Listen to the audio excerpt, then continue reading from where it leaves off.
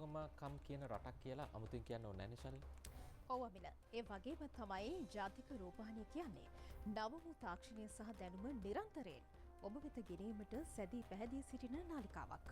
ඔව් දැන් අපි ඔය සඳහන් කරපු ඉතිහාසය සොබාදහමේ අපූර්වත්වය AI තාක්ෂණය ඔස්සේ ප්‍රතිනිර්මාණය කර විකාශය කරන ප්‍රථම අවස්ථාව මෙලෙස ඔබට තිළින කිරීමටයි ජාතික රූපවාහිනිය මේ සූදානම් වෙන්නේ.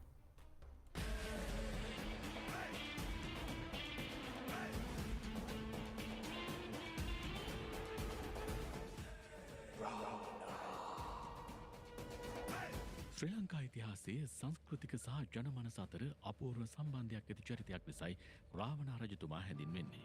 ඉන්දියානු රාමායන කාව්‍යයේ දුෂ්ටයෙක් ලෙස ඔහු හැඳින්වුවද ශ්‍රී ලාංකිකයන් බහුතරයක් අතර ඔහුව පිළිගැනෙන්නේ වීරයෙකු සහ විශ්වකර්ම හැකියාවන්ගෙන් හිමි පුද්ගලයෙකු ලෙසයි. දිවයින පුරා විවිධ ප්‍රදේශ ආශ්‍රිතව පැතිර ඇති ජනප්‍රවාද ඊට සාක්ෂි දරනවා. ඒ අතරින් මධ්‍යම කඳුකරේ නකල් සංරක්ෂිතය තුළ පිහිටි අපූර්ව භූමි භාගයක් ලෙස පිටවල පතන හැඳින්විය හැකියි.